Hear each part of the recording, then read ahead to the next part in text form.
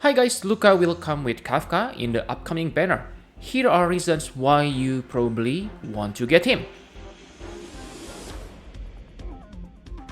Reason number 1, he is a DOT character who doesn't need Kafka.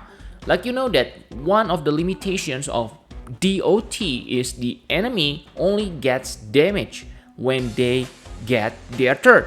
This is kind of bad, especially if the enemy is slow, but in another case, if the enemy is fast, it means they are gonna deal damage to your party.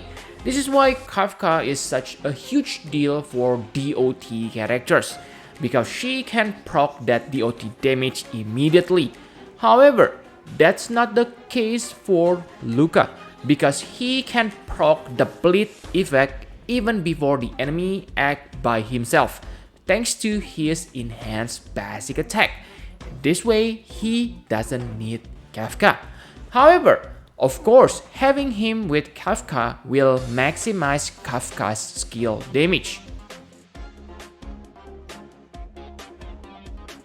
Reason number 2, Luka's bleed base chance is nice and you only need to inflict one bleed. Luka has 100% chance to inflict bleed with his skill. Compare this to Sampo's wind shear, which only 65%.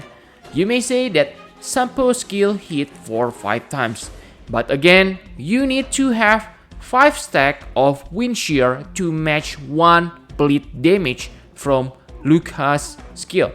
And as you can see, even on maximum stack, Luka's bleed has higher attack modifier compared to Sampo's 5 stack of wind shear. Luckily, Sampo has debuff which increase DOT damage. But the point here is, with 100% base chance, you need less effect hit rate in your build.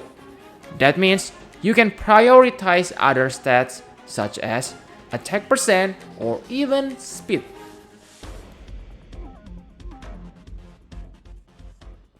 Reason number 3, he can do many things. Other than damage, he can dispel one buff from the enemy with his skill.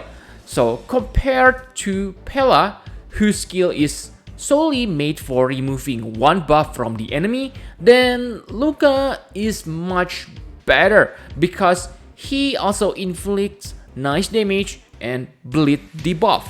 You may say that Pela's ultimate can inflict AoE defense down, and yes, that's great, but Luka's ultimate is also able to inflict vulnerability to single enemy. So even when it is not as good as Pela, he can still help your party on dealing increased damage. And reason number 4, skill point friendly. Luka only needs to use his skill to inflict bleed debuff that lasts for 3 turns. After that, he relies on basic attack until he can use his enhanced basic attack. This means he can fit into many party compositions, especially when you need to dispel an enemy buff. So those are all the reasons why you want Luka in your party. What do you think about it? Leave a comment. I will talk about his weakness in the next video, so make sure to subscribe so you don't miss the video. Like the video if it is useful for you. Thanks for watching and see ya in the next one.